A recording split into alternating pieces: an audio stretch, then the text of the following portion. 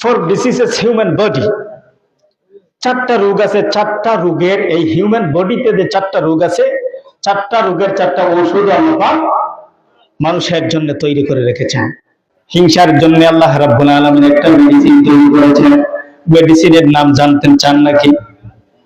জানতে চান না? জানার দরকার আছে না? হিংসা যেহেতু মানুষের ভিতরে আছে, যেহেতু মানুষের ভিতরে আগুন আছে, আগুন থাকার কারণে তার ভিতরে হিংসা আছে। এই বদ অভ্যাসটা থেকে বেরিয়ে আসতে হবে। এই বদ অভ্যাস থেকে বেরিয়ে আসার জন্য আল্লাহ রাব্বুল আলামিন পৃথিবীর সমস্ত মানুষের জন্য একটা মেডিসিন তৈরি করেছেন। সেই মেডিসিনের নাম হলো 5 ওয়াক্ত নামাজ। বলি না সুবহানাল্লাহ। নামাজ পড়েন তো ইনশাআল্লাহ। নামাজ পড়েন না? পড়বেন। বলে আল্লাহুম্মা আমিন। আল্লাহ পাক যেন আমাদের সবাইকে নামাজ পড়ার তৌফিক দান করে দেন। আমিন। আর জোরে বলে আমিন। রমজান মাস আসতেছে, রমজান মাস আসতেছে। এই রমজান মাসে কিন্তু মানুষের মাথা খারাপ হয়ে যায়, কারণ সারাদিন তো উপবাস, বললেই পিঠা শুরু হয়ে যায়। আমাদের জগন্নাথপুর বাজার আছে তো, যাবার পরেই দেখা যায় কথা বললেই পিঠা শুরু, ঠিক না? 5 ওয়াক্ত নামাজ পড়বেন, আল্লাহ পাক মস্তিষ্ককে ঠান্ডা করে রাখবেন। সুবহানাল্লাহ। প্রিয় হাজির আমার ভাইরা, আমার বাবারা, মানুষের ভিতরে মাটি আছে। মাটি যেহেতু আছে, মানুষের ভিতরে মাটি থাকার কারণে মানুষের ভিতরে কৃপণতা একটা রোগ আছে। ফর ডিসিজেস হিউম্যান বডি, চারটা রোগ আছে। চারটা রোগের এই হিউম্যান বডিতে যে চারটা রোগ আছে, চারটা রোগের চারটা ঔষধ আল্লাহ মানুষের জন্য তৈরি করে রেখেছেন। কথা বুঝতেছেন? কথা বুঝতেছেন তো ইনশাআল্লাহ?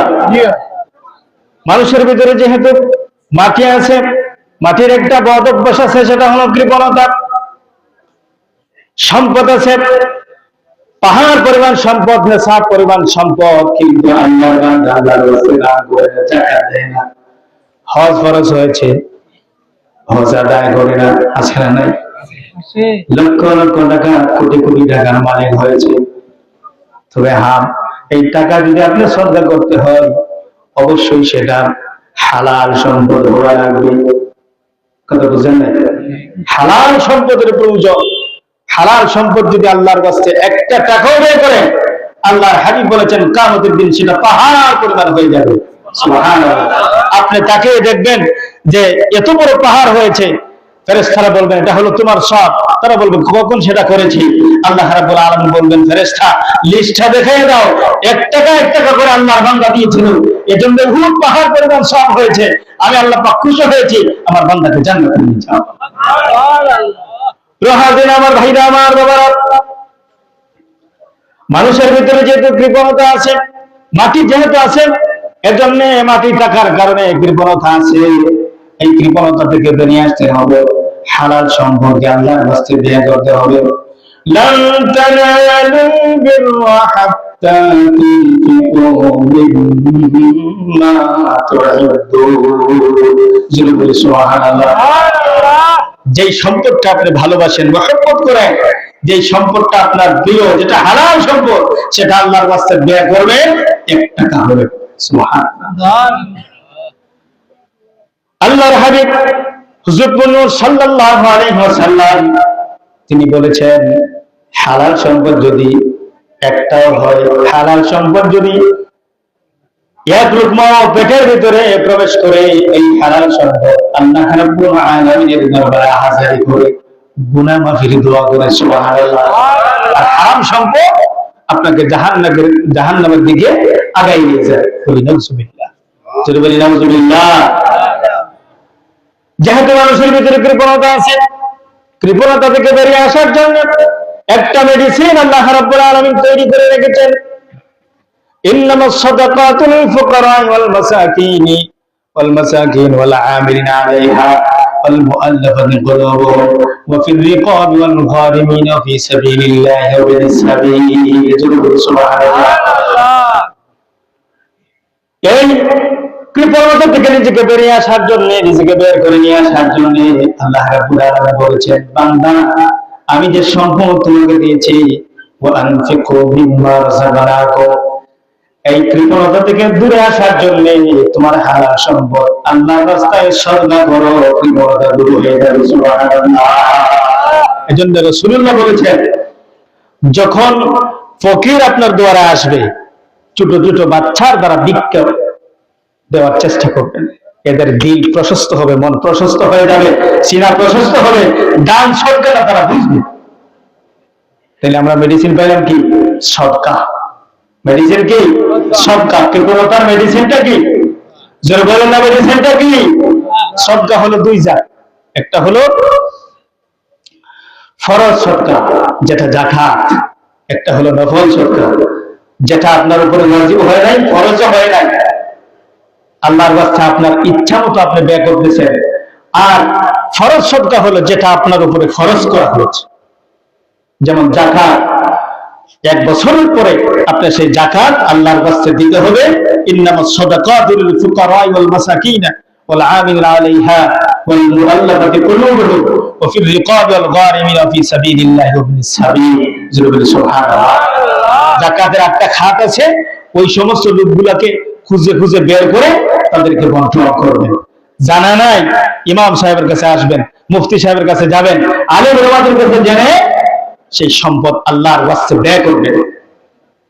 প্রিয় হাজিরিন, আমার ভাইরা, আমার বাবারা, মানুষের শরীরের ভিতরে বাতাস আছে, আছে না নাই? আমি প্রথমেই বলেছি, আপ, আতশ, খাক, বাদ, আলো, বাতাস, মাটি, পানি, fire, soil, the wind, water. এই 4টা পদার্থ মানুষের শরীরের ভিতরে আছে। 3 নাম্বার যে পদার্থটা, সেটা হচ্ছে বাতাস। যেহেতু মানুষের শরীরের ভিতরে বাতাস আছে, বাতাস থাকার কারণে মানুষের উপর একটা বদ অভ্যাস আছে, মানুষের একটা ব্যাড হ্যাবিট, বদ অভ্যাস আছে। বাতাস তো মানুষের মাথার উপর দিয়া যায়, ঠিক না? বাতাস কোথায় যায়? মানুষের মাথার উপর দিয়া যায়। মানুষের মাথার উপর দিয়া যায়, এজন্য সে বেপুর অভাবে অহংকার করবে যে আমি তো সবার বাতাস উপর দিয়ে যায়। মানুষের শরীরে যেহেতু বাতাস আছে, এজন্য মানুষের উপর ভিতরে এই বদ অভ্যাসটাও আছে। কথা বলুন, ঠিক কিনা? আমাদের সমাজে কিছু লোক আছে উঁচু নিচু ব্যবধান করে, আল্লাহর কাছে কিন্তু সবাই সমান, ঠিক কিনা?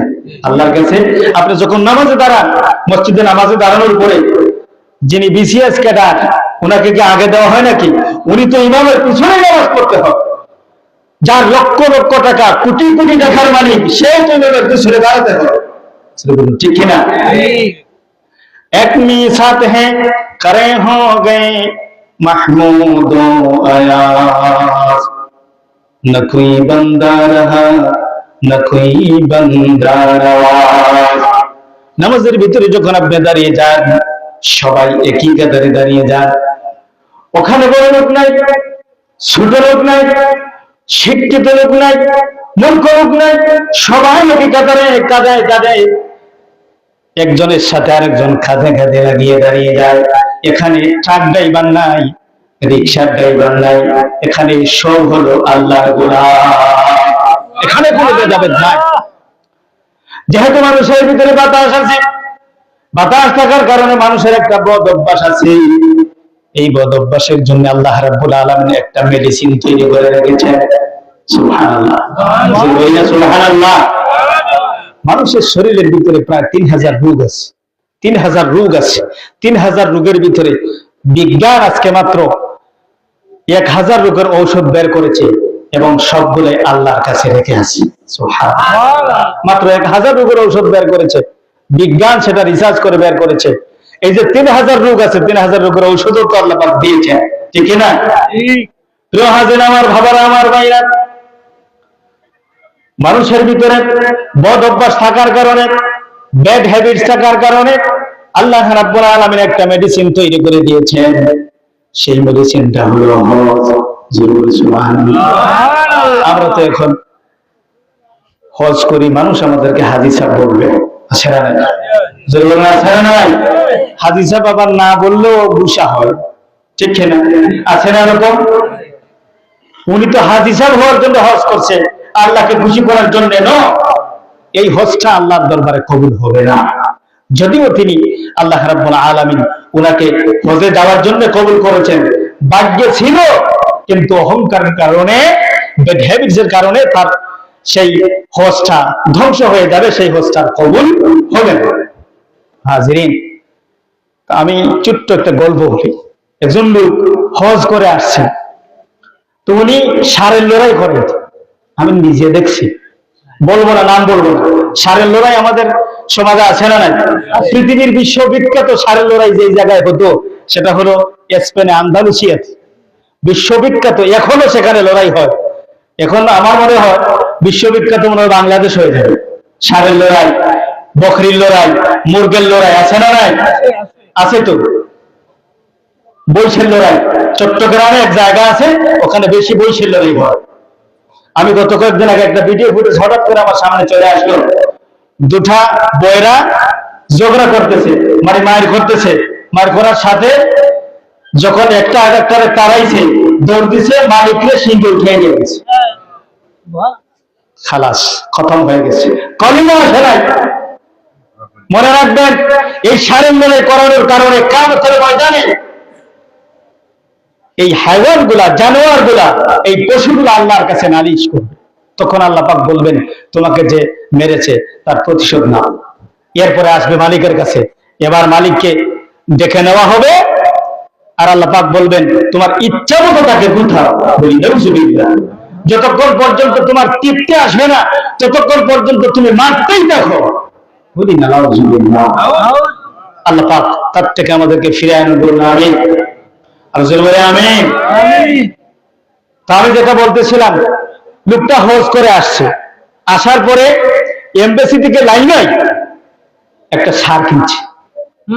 এখন গ্রামে আসার পরে ওনারে মানুষের নাম দিছে দেখা আছে। কথা বুঝতেছেন? আমি মিথ্যা বলছি না, এটা আমার শোনা জানা, এটা আমার দেখা। আমি নাম বলবো না। আমরা ওই সমস্ত খারাপ কাজ থেকে, জেনা বিবিচার থেকে, অন্যায় থেকে, অত্যাচার থেকে, অবিচার থেকে আমরা ফিরে আসতে চাই কিনা? বর্তমান সমাজের অবস্থা কিন্তু ভালো না। এই সমাজের অবস্থা ভালো করতে হলে আমরা নিজেরা ভালো হতে হবে। আমরা নিজেরাই আমাদের উত্তম শাসক বের করে নিয়ে আসতে হবে। তখনই আমরা পরিবার, সমাজ, রাষ্ট্র, ইসলাম এবং মুসলমানের ভিতরে শান্তি আসবে। ঠিক কিনা? ভারতের যে বুড়াবুড়ি আছে, আমি দিকে যাব না। তা আমি এই কথাই বললাম যে আমাদের প্রয়োজন আমাদের রাষ্ট্রে সুশাসন আসুক। কথা বুঝেন নাই?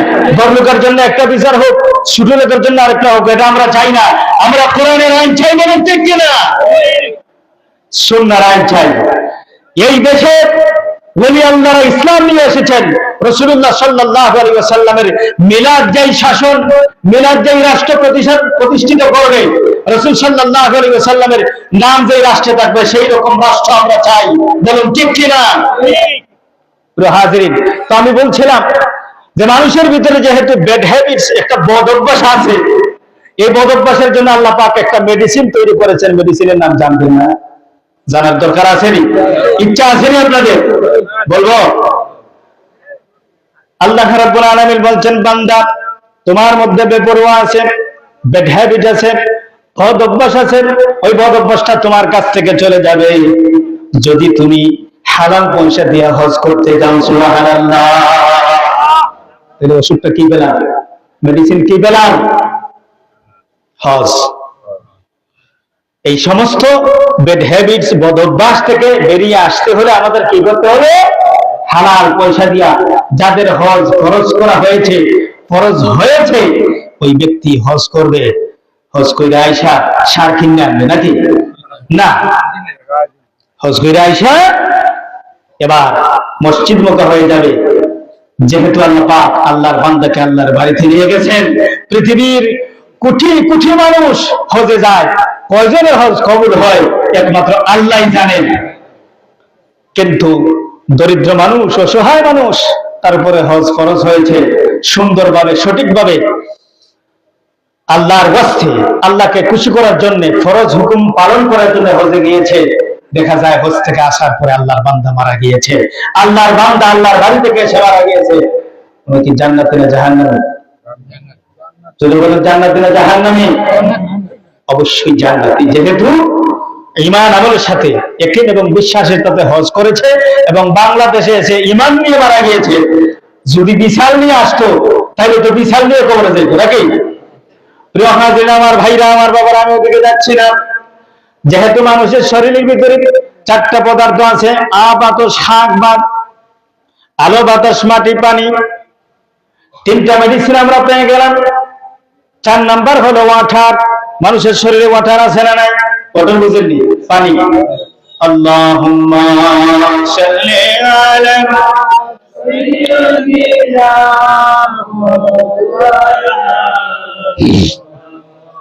ওয়া আলা আলি সাইয়্যিদিনা মাওলানা।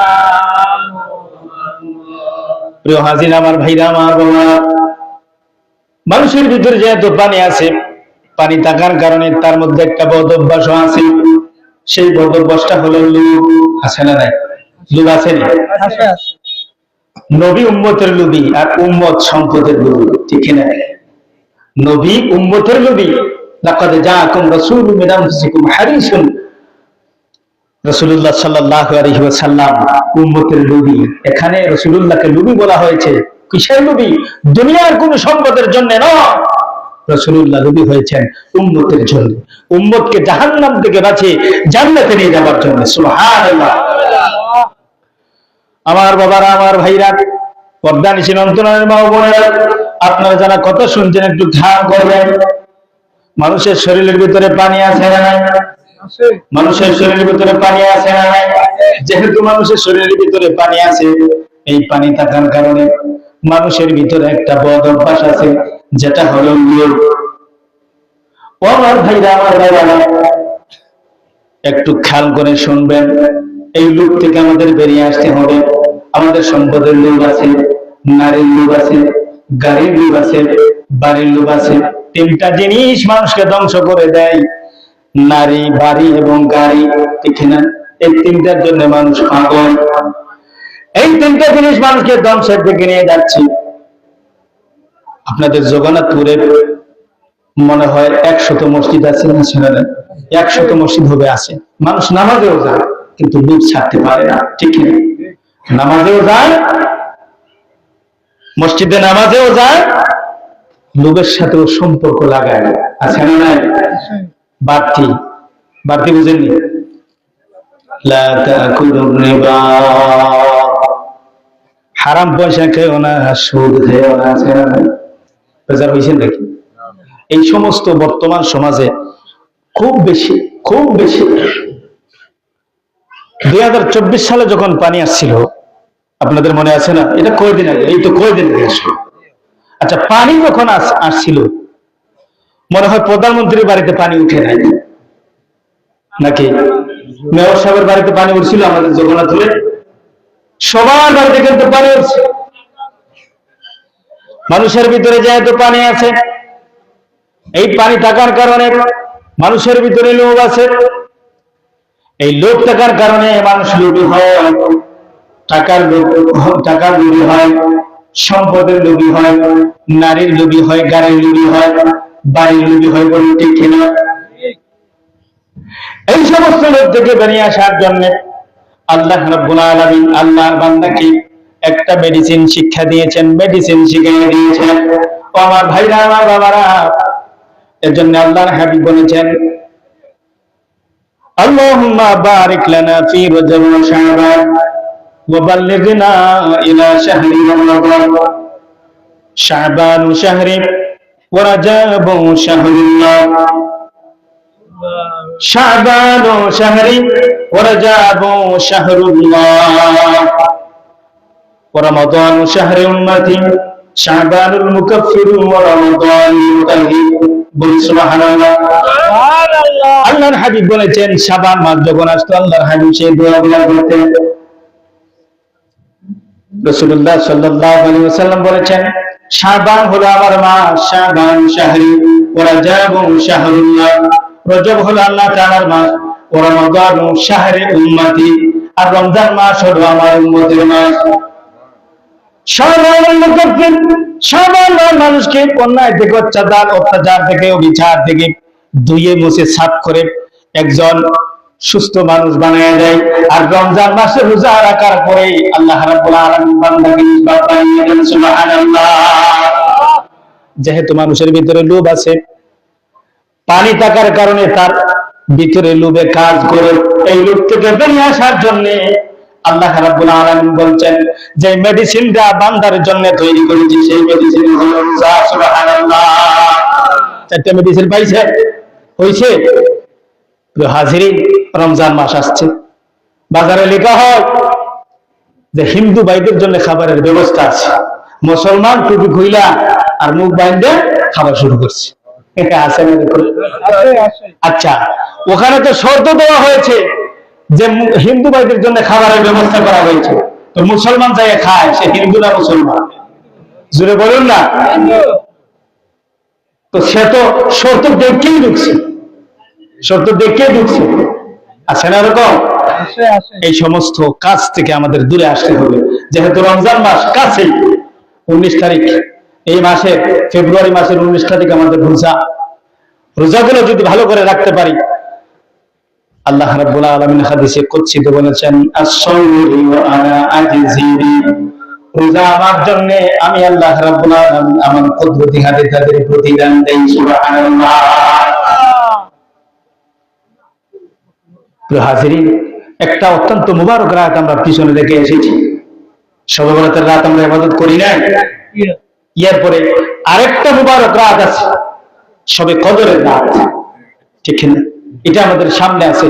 আমি এই কথাগুলো বলতেছি এই জন্যই যে যদি আমরা অন্তিম খালে এই কথাগুলো শুনি তাহলে আমল করতে পারবো, ঠিক না? আল্লামা তাকিউদ্দিন সুবকি রাহিমাহুল্লাহ ওনার কিতাবে তিনি লিখেছেন যে যদি কোনো ব্যক্তি বৃহস্পতিবার রাত্রে কোরআন তেলাওয়াত করে, নফল নামাজ পড়ে, রাসূলুল্লাহর উপরে দুরূদ কারিমা পড়ে, তাহলে আল্লাহ রাব্বুল আলামিন এক সপ্তাহের গুনাহ কাফারা করে দেন। সুবহানাল্লাহ।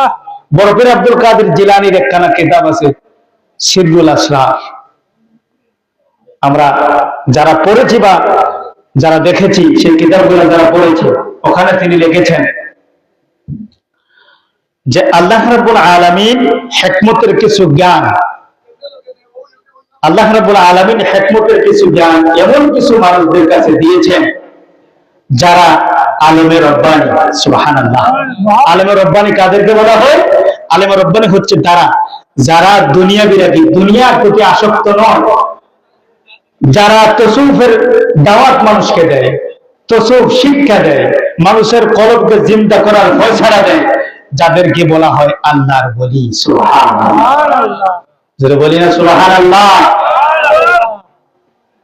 প্রিয় হাজিরিন, ওয়া ইন্না মিন ইবাদিল্লাহি ওয়া ইন্না মিন ইবাদিল্লাহ, নিশ্চয়ই আল্লাহর ইবাদত বান্দার জন্য অবশ্যই অবশ্যই করণীয়, যে ইবাদতের মাধ্যমে বান্দা চক্ষু বন্ধ করলে ইয়ারা বিনাদুল কাশফি মাকামুহু ফাওকাল আরশ। রাসূলুল্লাহর হাদিস, যারা আল্লাহকে খুশি করতে পেরেছে, যারা মুমিন বান্দা, যারা আল্লাহর ওলি, এরা চক্ষু বন্ধ করলে ইত্তাকু ফারাসাতাল মুমিন, তাদের ফারাসাতের মাধ্যমে আল্লাহ রাব্বুল আলামিন আরশে আজিম, আল্লাহ রাব্বুল আলামিনের আরশে আজিম ধারণ করতে পারে। সুবহানাল্লাহ। তখন আল্লাহ রাব্বুল আলামিন ঘোষণা দিয়ে দেন, ইন্নাল্লাযীনা আমানু ওয়া আমিলুস সালিহাত وعملوا الصالحات سيجعل لهم الرحمن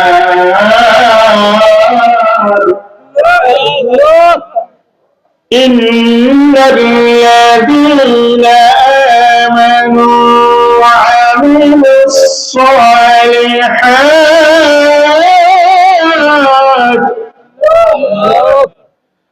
وعملوا الصالحات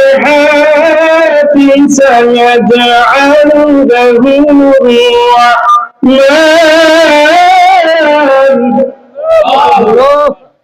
سيجعل لهم الرحمن ودا الله أكبر। আল্লাহ রাব্বুল আলামিন যাদেরকে ভালোবাসেন, যারা মুমিন হয়ে যায়, আল্লাহকে যারা খুশি করতে পারে, আল্লাহ রাব্বুল আলামিন আসমানের ভিতরে ঘোষণা দিয়ে দেন, ফেরেশতাদেরকে বলেন, যাও, আমি ওই বান্দাকে ভালোবাসি, আমি আমার বন্ধু বানিয়ে নিয়েছি, পৃথিবীর সমস্ত মানুষকে তুমি জানাইয়া দাও। সুবহানাল্লাহ।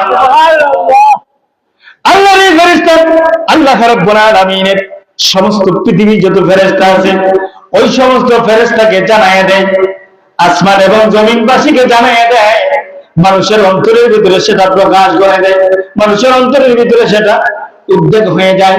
তখনই আল্লাহ রাব্বুল আলামিনের সেই বান্দার কাছে মানুষ দৌড়াইয়া যায়। কথা বুঝতে পেরেছেন? আমরা কেন সাত বাড়িতে যাই, ফুল তুলিতে কেন যাই?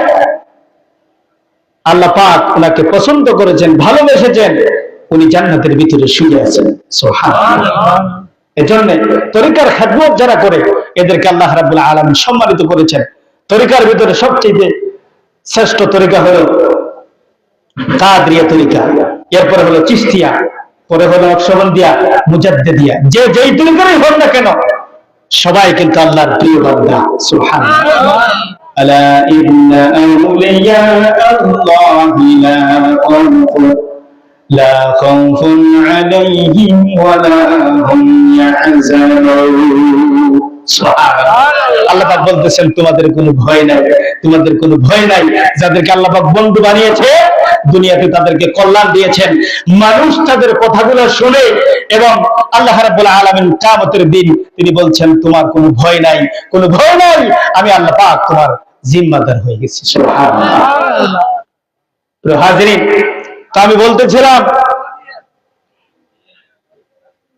আল্লাহর হাবিব সাইয়েদনা মুহাম্মদ মুস্তাফা সাল্লাল্লাহু আলাইহি ওয়াসাল্লাম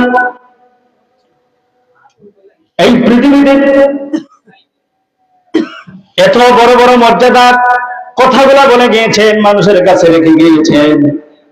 যদি আমরা সেগুলোর দিকে ধাবিত হই, তার দিকে যদি আমরা লক্ষ্য করি, তাহলে দেখা যাবে যারা আল্লাহ এবং তার রাসূলের আনুগত্য করেছে, ইন্নাল্লাযীনা ইউবাইয়ুনাকা ইন্নামা ইউবাইয়ুনাল্লাহ ইয়াদুল্লাহি ফাওকা আইদিহিম। আল্লাহ রাব্বুল আলামিন বলছেন, হাবিব তুমি পৃথিবীর মানুষকে জানাইয়া দাও, ইন্নাল্লাযীনা ইউবাইয়ুনাকা ইন্নামা ইউবাইয়ুনাল্লাহ, যারা তোমার কাছে বায়াত হয়। আজকে আমাদের সমাজে বায়াত নিয়ে কথা বলা হয়, বায়াত নাকি পীরের কাছে হওয়া যাবে না। আল্লাহ পাক কোরআনুল কারীমের ভিতরে ঘোষণা দিয়ে দিলেন, হাবিব তুমি পৃথিবীর মানুষকে জানাইয়া দাও, যারা আপনার কাছে বায়াত হবে তারা তো আমার কাছেই বায়াত হয়ে গেল। সুবহানাল্লাহ। ইন্নাল্লাযীনা ইউবাইয়ুনাকা ইন্নামা ইউবাইয়ুনাল্লাহ। আল্লাহ রাব্বুল আলামিন বলছেন, হাবিব তোমার কাছে যে আনুগত্য করলো, বায়াত হয়ে গেল, আমার কাছে সে বায়াত হয়ে গেল। ইয়াদুল্লাহি ফাওকা আইদিহিম, নিশ্চয় অবশ্যই আমার হাত তাদের হাতের উপরে আছে। সুবহানাল্লাহ। সেই তরিকা অনুযায়ী, সেই সিলসিলা অনুযায়ী বায়াত আমাদের কাছে এসেছে। ওলি আল্লাহদেরকে নিয়ে ব্যঙ্গ করা হয়, রাসূলুল্লাহর শানকে মানকে ছোট করা হয়, আছে না নাই? রাসূলুল্লাহকে নিয়ে কটূক্তি করা হয়, রাসূলুল্লাহর পিতামাতা নাকি জাহান্নামে চলে গিয়েছেন, এই কথাগুলো বলা হয়। যারা আল্লাহর ওলি, যারা মানুষকে পথ প্রদর্শন করেন, যারা আল্লাহ রাব্বুল আলামিনকে শিক্ষা দেন, আল্লাহ রাব্বুল আলামিনের পথ এবং মত শিক্ষা দিয়ে দেন, রাসূলুল্লাহ সাল্লাল্লাহু আলাইহি ওয়াসাল্লামের হাদিসে মুবারক শিক্ষা দেন, এরা হচ্ছেন আল্লাহর ওলি। সুবহানাল্লাহ। সুবহানাল্লাহ। আমার ভাইরা, আমার বাবারা, বড় পীর আব্দুল কাদের জিলানী রাহিমাহুল্লাহ সিররুল আসরার কিতাবের ভিতরে লিখেছেন, নিশ্চয় কিছু হিকমতের ইলম আছে যারা আলমের রব্বানি ব্যতীত জানে না। ইন্না মিনাল ইলমি কাহাইয়াতি লা ইয়ালামুহু ইল্লাল উলামাউ বিল্লাহ। সুবহানাল্লাহ। এমন কিছু হিকমতের জ্ঞান রয়েছে, লুকায়িত কিছু জ্ঞান রয়েছে, আল্লাহ রাব্বুল আলামিন আলমে রব্বানির অন্তরের ভিতরে লুকিয়ে রেখেছেন। সুবহানাল্লাহ। সুবহানাল্লাহ। ইমাম গাজ্জালী রাহিমাহুল্লাহ ওনার একখানা কিতাব আছে মিশকাতুল আনওয়ার, ওই কিতাবের ভিতরে তিনি প্রথম পৃষ্ঠায়, প্রথম খণ্ডের ভিতরে প্রথম পৃষ্ঠায় লিখেছেন, আল্লাহ রাব্বুল আলামিন তার হাবিবকে যখন মেরাজ রজনীতে মেরাজে নিয়েছিলেন, এই মেরাজ নিয়ে বিশ্ব ব্রহ্মাণ্ডের মেরাজ নিয়ে কটূক্তি করা হয়, বলুন ঠিক কিনা? রাসূলুল্লাহ নাকি মেরাজে যেতে পারেন না, ঈশ্বর জমিনে রাসূলুল্লাহ মেরাজ করেন নাই, এই সমস্ত কথা নিয়ে আমাদেরকে ভণ্ড বলা হয়। আমরা বলি ভাই আমরা ভণ্ড না, তোমাদেরকে শয়তান ওয়াসওয়াসা দিয়ে অন্তরের ভিতরে প্রস্রাব করে দিয়েছে, কানের ভিতরে বিষ ঢুকিয়ে দিয়েছেন, সমস্ত শরীরের ভিতরে জন্ডিস হয়ে গিয়েছে, তোমাদের দিল মরে গিয়েছে, এজন্য তোমরা বিশ্বাস করো না। বড় পীর আব্দুল কাদের জিলানী বলে, আল্লাহ রাব্বুল আলামিন যখন তার হাবিবকে মেরাজ রজনীতে আল্লাহর আরশে হাজির হয়ে গিয়েছিলেন, আল্লাহর সঙ্গে সাক্ষাৎ করেছিলেন, ওই দিন 30,000 রহস্যের জ্ঞান আল্লাহ রাব্বুল আলামিন তার হাবিবের সিনার ভিতরে রেখে দিয়েছেন। সুবহানাল্লাহ। এই 30,000 রহস্যের জ্ঞান আল্লাহর হাবিবের সিনা মুবারকের মধ্যে আল্লাহ পাক ডেকে রেখে দিয়েছেন। এই ইলমগুলো পাইল কারা? যারা আল্লাহর হাবিবের নক্ষত্রপ্রাপ্ত সাহাবী, আহলে সুফফার সাহাবী। সুবহানাল্লাহ। এবং সেই ধারাবাহিকতায় কিয়ামত পর্যন্ত এই ইলম অব্যাহত থাকবে। আল্লাহর ওলিরা সেটা সমাজে, রাষ্ট্রে, বিভিন্ন দেশে এগুলোকে প্রচার এবং প্রসার করবেন। এবং সেই ইলমের একটা সবচাইতে সম্মানিত অংশ হচ্ছে ইলমে তাসাউফ, গোপন জ্ঞান। সুবহানাল্লাহ। এজন্য তাসাউফ হলো তা সাদ ওয়া ফা, চারটা অক্ষর দিয়ে তাসাউফ লেখা হয়, চারটা অক্ষর দিয়ে তাসাউফ লেখা হয়। যে ব্যক্তি তওবা করে সে পরিষ্কার হয়ে যায়, তওবা করার পরে সে সফা হয়ে গেল। সাদ মানে হলো সফা, আমরা পরিষ্কার বলি না, ক্লিন যেটাকে বোঝায় পরিষ্কার। যে ব্যক্তি তওবা করলো সে সফা হয়ে গেল। যেই ব্যক্তি সফা হয়ে গেল, ওয়াও দ্বারা এটা বোঝানো হয়েছে আল্লাহ রাব্বুল আলামিন তাকে সম্মানিত বানিয়ে দেন। সুবহানাল্লাহ। এই ওয়াও দ্বারা যখন সম্মানিত হয়ে গেল, তওবা করার পরে তার দিল অন্তর সবগুলো পরিষ্কার হয়ে গেল, কলব পরিষ্কার হয়ে গেল, ওয়াও দ্বারা হে উঁচু মর্যাদা হয়ে গেল। উলুম মানে হলো উঁচু, সে উচ্চ মর্যাদাবান্বিত হয়ে গেল। এরপরে শেষের অক্ষরটা হলো ফা, সে ফানাদি শেখ, ফানাদির রাসূল, ফানাদিল্লাহ হয়ে যায়। সুবহানাল্লাহ। এই তাসাউফের বেদাত গুলাই বুঝে না, এজন্য আল্লাহর ওলিদেরকে তারা বলে ডাকা, বলে নাউজুবিল্লাহ। যারা বলি না নাউজুবিল্লাহ, যেই সমস্ত ডক্টর নামের ডাকাতেরা আমাদের সমাজে এই সমস্ত কথাগুলো প্রচার এবং প্রসার করে, এদের ওয়াজ শুনবেন না, শুনলে আপনি গুমরা হয়ে যাবেন। রাসূলুল্লাহর হাদিসে মুবারকে এসেছে, আবু হুরায়রা রাদিয়াল্লাহু তাআলা আনহু قال رسول الله صلى الله عليه وسلم يكون في آخر الزمان دجالون كذابون يأتونكم من الأحاديث بما لم تسمعوا أنتم وآباؤكم فإياكم وإياهم لا يضلونكم ولا يفتنون। সুবহানাল্লাহ। আল্লাহর হাবিব বলেছেন يكون في آخر الزمان, আখির জামানে আসবে দাজ্জাল এবং কাযযাবের আবির্ভাব ঘটবে।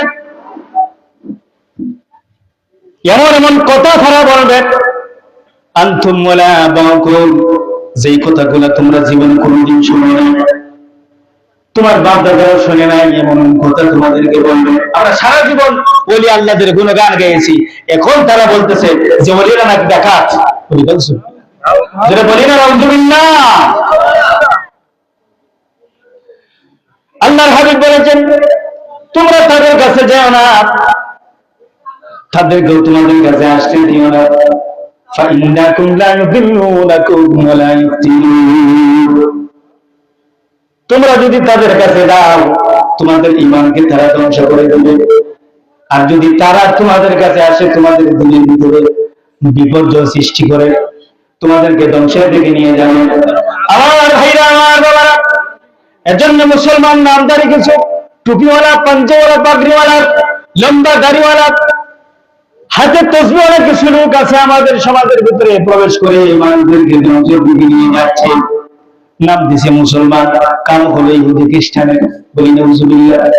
এজন্য আল্লাহ রাব্বুল আলামিন কোরআনুল কারীমের ভিতরে তাদের কথাকে বলে দিয়েছেন, কামাসালি শাইতানি ইয ক্বালা লিল ইনসানি কুফর ফালাম্মা কাফারা ক্বালা ইন্নী বারিউম মিনকা ইন্নী আরা মা লা তারাউনা ইন্নী আখাফুল্লাহ।